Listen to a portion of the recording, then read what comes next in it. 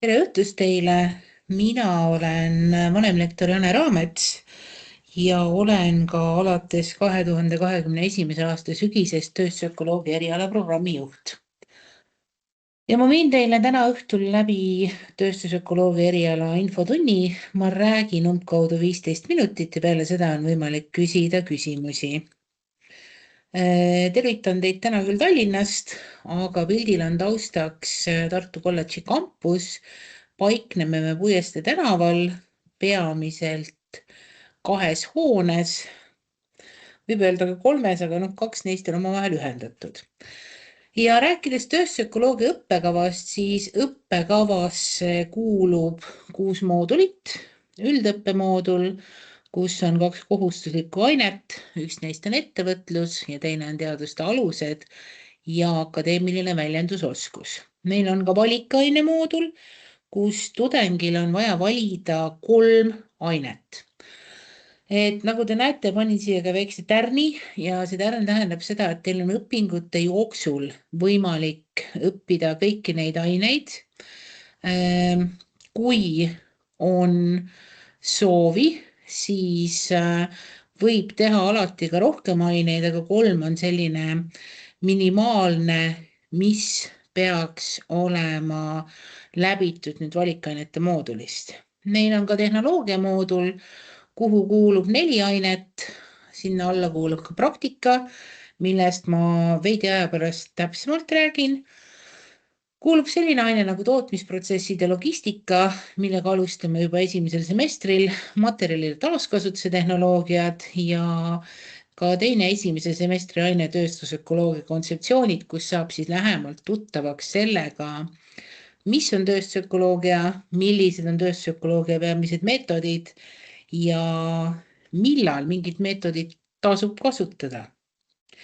4. moodul keskendub tööstusökoloogiale, õppeainetest on seal ökodisain, olelusringi hindamine, mis on ka 1. semestri aine, tööstusökoloogia magistriseminar viimasel semestril, 1. semestri ainetest veel juhtimine ja enesejuhtimine kestlikkuse organisatsioonis, matemaatilised meetodid tööstusökoloogias ja tööstussümbioos. Ma vaatan, et vahepeal on käinud mul külas ka trükikurat, sest magistripraktika kuulub tegelikult tehnoloogia mooduli alla. Ei ole 2 praktikat, on ainult 1 praktika. Nii, ma nägin, et keegi tuli, ma lasen ta sisse ja lähme kohe edasi.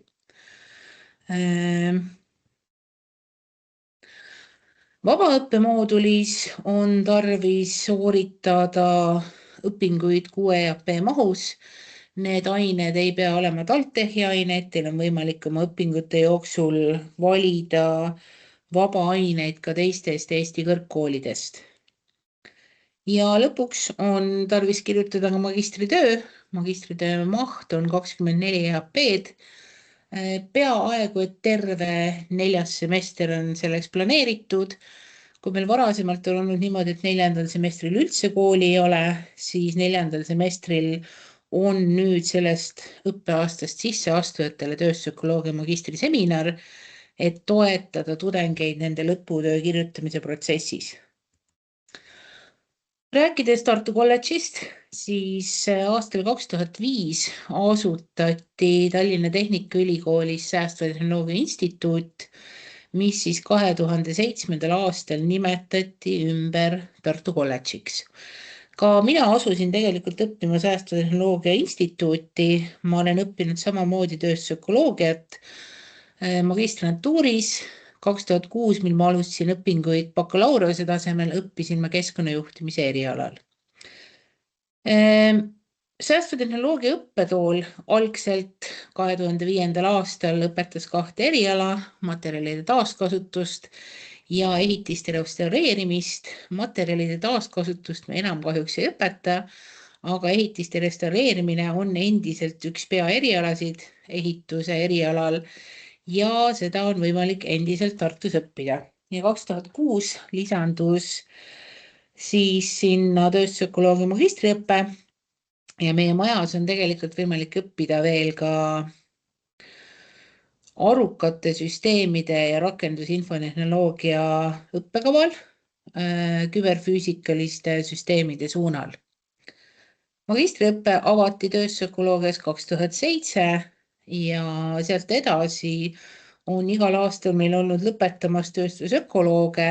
Vaatasin seda esitlust tehes üle ka selle, mitu tööstusökoloogi siiani lõpetanud on ja diplomi on saanud 156 tööstusökoloogi. Siin piltidel on näha killukesi kolledžist. Kõige vasakpoolsel pildil on näha meie peamaja, kus peamiselt asuvad siis õppejõudude kabinetid, aga näiteks paikneb ka 2 õppeklassi ja üks nendest on aula. Ja aula on näha siin kenasti keskmisel pildil ja ka keskmisest pildist üks pilt parempoole. Et meil on sellised üsna väikesed õppeklassid, ka õppegrupid ei ole väga suured. Tööstusökoloogias siiani kõige suurem grupp 34 inimest. Enamasti see õppegrupi suurus jääb sinna 25 inimese kanti, kes siis on valinud endale tööstusökoloogia sessiooniõppe. Kui nüüd rääkida veel meie elust-olust, siis Tartus on kokku 3 hoonet. Siin on üks aerafoto vaadatuna Puiestee tänava poolt. Õppehoone H on, võiks öelda teie jaoks tulevikus kõige tähtsam hoone, sest et magistrantide õppetöö toimub A-hoones ja me kasutame enamasti sealt teise korruse õppeklasse. Õppehoones B paiknevad õppejõudude kabinetid, 2 õppeklassi, aula ja C õppehoonet kutsume hellitavalt laborimajaks, sellepärast et seal on meil keskkonnatehnoloogia labor, aga ka mulla mikrobioloogia labor. Ja lisaks, mida siit näha ei ole, nende hoonete vahel umbes siin paikneb meil ka selliseid lustakaid väikemaju 3 tükki. 2 nendest on ehituse eriala tudengite katsemajad ja üks on arukate süsteemide ja rakenduse infotehnoloogia eriala tudengite töökoda. Nii et selline, võiks öelda väike, armas kompleks. Meil on võimalik tulla bussiga, on võimalik tulla autoga. Auto parkimiseks on meil parkimiskohad nii maja ees kui maja taga. Lisaks on olemas ka elektriautode laadimisjaam 2 autole ja siin maja ees ka linnarataste laenutus, lisaks meie enda rattaparkla. Praeguseid sisseastujaid ootab ees sessioonõpe ja sessioonõpe toimub meil üle nädala, neljapäeviti ja reedeti ja õpe toimub Tartus Puiestee tänaval üldiselt ajavahemikus 8:30 või alustame ka kell 10 kuni kella 6 õhtul. Et ma täpsustan natuke seda 8:30, kuna meil on kontaktõppeained üksjagu, siis sügisel sisseastujate jaoks algavad reedesed päevad varem. Et me alustame kuskil seal 8:30, mõnel reedel ka 9-st, 9:30. Aga see on täpsemalt juba tunniplaanist näha. Ja õppekorralduses on meil kombineeritud õppevorm kasutusel. Me ühendame seal auditoorse töö, e-õppe ja iseseisva õppimisega ja iseseisvat õppimist on üksjagu, sest et kõik tööstusökoloogia erialaained on 6 EAP mahus ehk see eeldab 156 tundi tööd ühe ainega. Olenevalt õppeainest on meil kontakttundide arv enamasti 20 kuni 36 vahel, mis tähendab seda, et õppuril tuleb ise teha märgataval määral iseseisvat tööd. Ja oluline roll on ka grupitöödel, sellel, et te iseseisvalt omandate materjali e-õppekeskkonnas Moodle'i. Ja toodud on siin ka sügissemestri sessioonide ajad, kui keegi tahab juba endale märkida. Me alustame uue kursusega 10. septembril ja kohtume siis iga 2 nädala tagant kuni viimase sügissemestri auditoorse õppetööpäevani 18. detsembril. Et eksamisessioon on meil jaanuaris ja uus semester algab taas veebruarist. Rääkides praktikast, siis õpingute käigus on tarvis sooritada ka tööpraktika.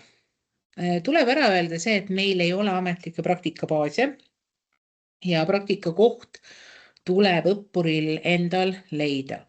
Küll me püüame olla paindlikud ja sobivusel, kui tudengi ettevõte, kus ta töötab, sobib, on võimalik sooritada praktikat ka oma töökohas. Siin on küll üks aga. Saab sooritada enda töökohas, aga mitte samal ametikohal, kus te töötate, et siis tuleks minna käia näiteks kolleegi juures piilumas, millega tema tegeleb ja leida sealt võimalusi. Meil on olnud ka tudengeid, kes soovivad praktikat sooritada mitmes asutuses, et praktika maht on kokku samamoodi 6 EAP-d, 156 tundi ja meie ei eelda seda, et te võtate endal suvepuhkuse vabaks ja lähete praktikale, vaid me oleme püüdnud siis koostöös tööandjatega ja koostöös praktika ettevõtetega leida paindlikumaid võimalusi, kuidas tudengil on võimalik praktika sooritada. Töövõimalustest oodatakse tööstussektorolooge erasektoris, tööstusettevõtetesse, ka konsultatsiooniettevõtetesse, kes tegelevad keskkonnateemadega, samuti jäätmete hoolduse valdkonnaga tegelevatesse organisatsioonidesse. Olen siia välja toonud ka mõned ametinimetused. Ja ka avalik sektor ootab tööstusökolooge, eelkõige keskkonna ja tööstusvaldkondadega seotud ministeeriumid, ametid, aga ka kohalikud omavalitsused.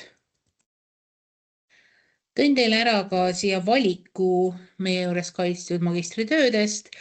Väga tihti on magistritööd seotud mõne konkreetse ettevõttega, kas on siis tegemist kirjutaja enda töökohaga või on kujunenud praktikaettevõttega selline hea suhe, mis võimaldab kirjutada ka magistritöö. Ja nagu siit ka lähtub, kirjutatakse väga erinevatel teemadel. Viimastel aastatel üha rohkem tudengeid teeb enda töö kestlikkusaruandlusega seotult ja hea meel on ka tõdeda, et üha rohkem uuritakse võimalusi Eestis tööstusliku sümbioosi rakendamiseks. Et ka sellel aastal on kirjutamisel 2 tööd, mis käsitlevad siis tööstussümbioosi. Avaldustest rääkides, avaldusi saab esitada 1. märtsist kuni 6. juulini ja avalduste vastuvõtt lõpeb 6. juulil kell 12. Sisseastumistesti on võimalik teha 3 korral. Esimene võimalus juba homme kella 2 aadressil Puiestee 80 A105. See on see A-maja, mida ma teile siis näitasin, kus on õppehooned ja järgmine võimalus testiks on juba 15. mail. Asukoht täpselt sama ja 3. võimalus on testi sooritada 10. juulil alates kella 14 ja siis kogunetakse Puiestee 78 aadressil paiknevasse aulasse. Kui teie test on positiivne ja te olete saanud piisav arvu punkte, see piisav arv punkte on vähemalt 5 punkti 10 võimalikust, teeme me teile ettepaneku tulla õppima ja õppima tuleku kinnitamise lõpptähtaeg on nüüd 15. juuli. Kui teil on olukord, et te ootate näiteks mõne teise ülikooli kandideerimistulemust, aga te ei tahaks loobuda ka meie kohast, siis teil on alati võimalik kinnitada see õppima tulek, aga kui teise ülikooli koht vabaneb, siis kui te uuesti kinnitate õppima tuleku, tühistab see eelmise otsuse ära. Aga õppima tulek tuleb kindlasti kinnitada, sest kui te seda ei tee, siis meil teile lihtsalt kohta sügisel pakkuda ei ole. Ja sisseastumistestis on 20 valikvastustega küsimust, iga küsimuse väärtus on 0,5 punkti ja nagu enne mainitud, on test positiivselt sooritatud ja õppekoht teile tagatud, kui testi tulemus on vähemalt 5 punkti. Tõin siia slaidil ära ka testis käsitletavad teemad. Üldiselt võiks öelda, et me küsime selliseid üldteadmisi. Ei ole midagi rasket. Ja lisaks nendele üldteadmistele testi esimeses osas on meil ka testil teine osa, mis uurib või püüab kaardistada seda, kui hästi on kandidaat läbi mõelnud enda õppima tuleku, kuidas on lood ajaga, kas seda aega, mida pühendada õpingutele, võiks olla piisavalt.